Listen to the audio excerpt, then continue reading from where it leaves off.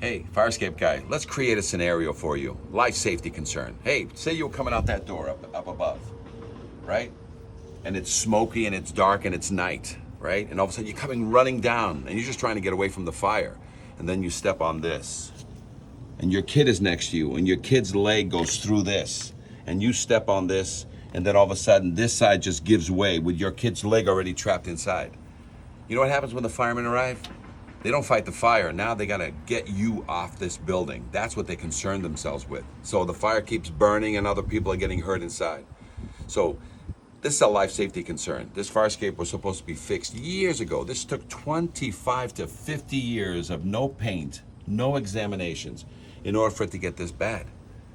Okay? If you have a similar situation on your house, take a picture. Send it to your landlord, send it to your management company and say, hey, the law is very clear. You must paint and inspect my fire escape every 5 years and certify it. If they don't want to listen, you send it to the fire department, you send it to the building department, you send the same picture. Trust me, they're going to come in and help you with your situation.